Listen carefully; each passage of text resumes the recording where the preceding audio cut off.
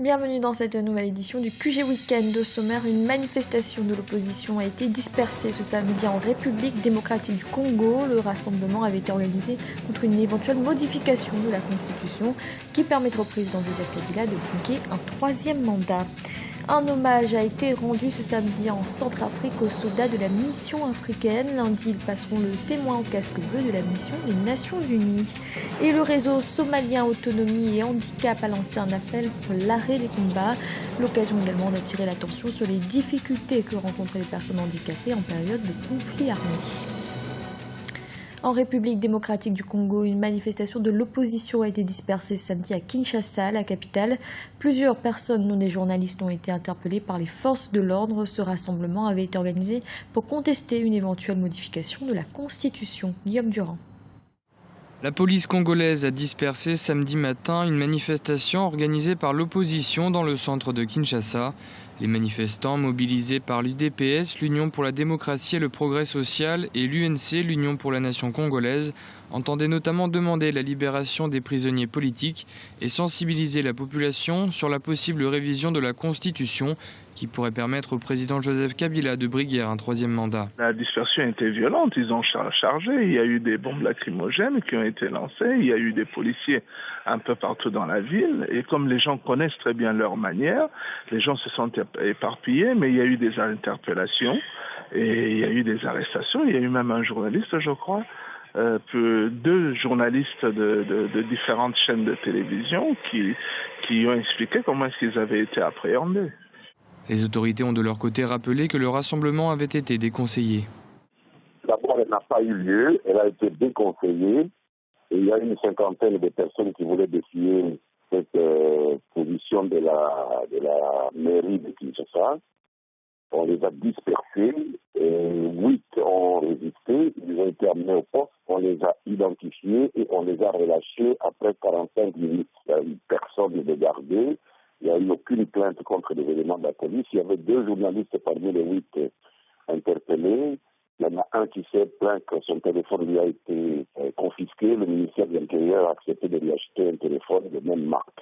Si selon les autorités, la question de la modification de la Constitution n'est pas encore sur la table, le PPRD, le parti présidentiel, a déjà commencé à sensibiliser ses membres sur le bien fondé d'une révision constitutionnelle.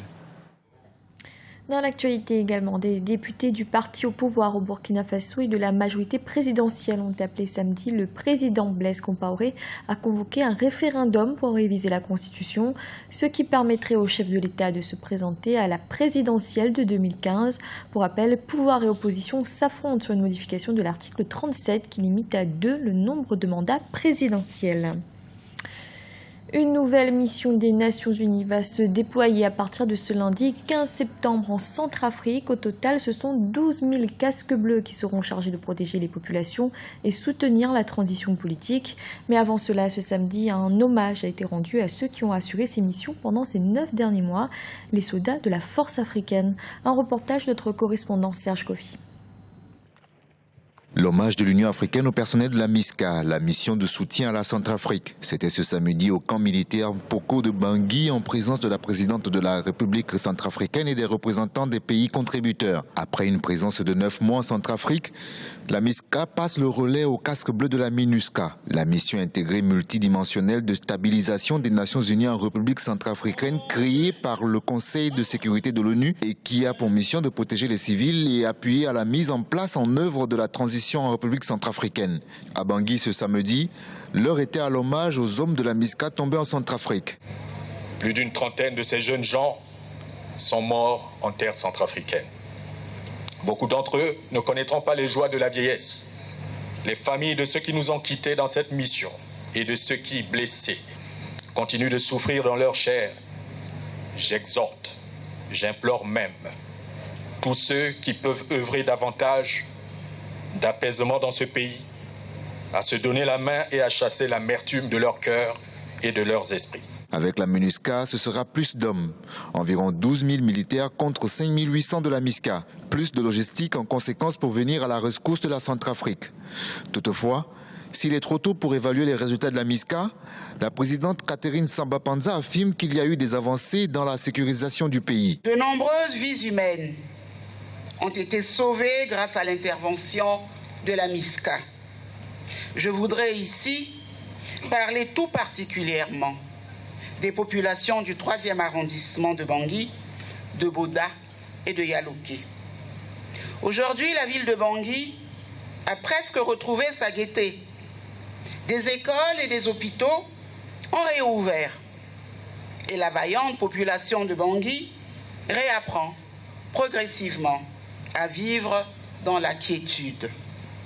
Le corridor Bangui-Beloko, principale source d'approvisionnement du pays, est sécurisé grâce à la MISCA et à la Sangari. C'est la 10e mission de maintien de la paix que connaît la Centrafrique. Ramener la stabilité dans le pays sera un véritable défi pour les casques bleus de la MINUSCA qui devront désarmer les forces rebelles en présence et aider au retour à l'ordre constitutionnel en Centrafrique.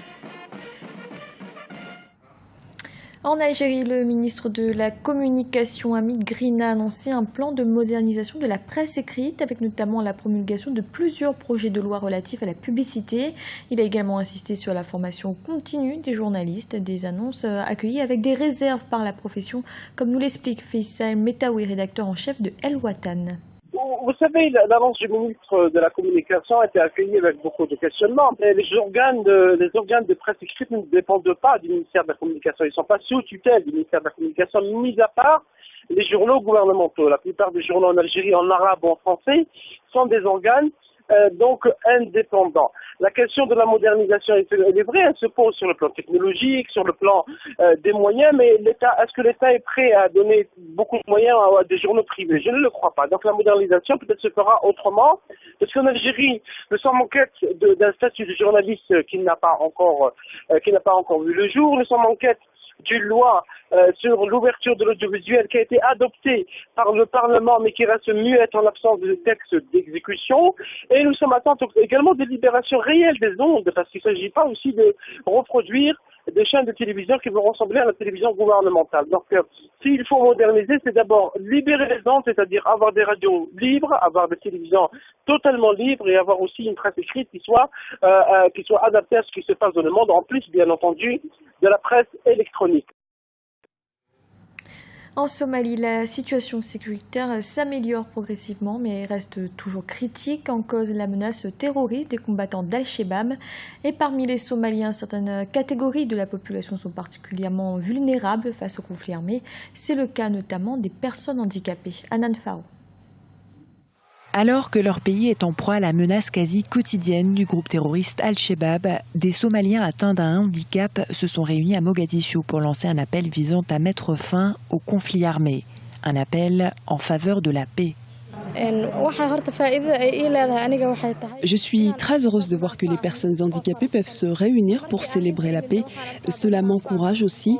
Je pense que les personnes handicapées ne sont pas seulement diminuées, elles peuvent faire un travail sur elles-mêmes pour se donner les moyens d'être autonomes.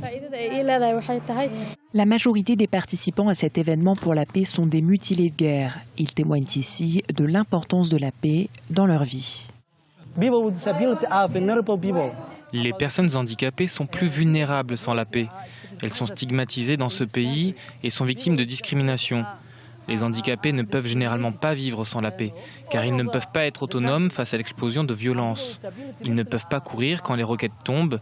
Ils ne peuvent pas tout faire comme les autres.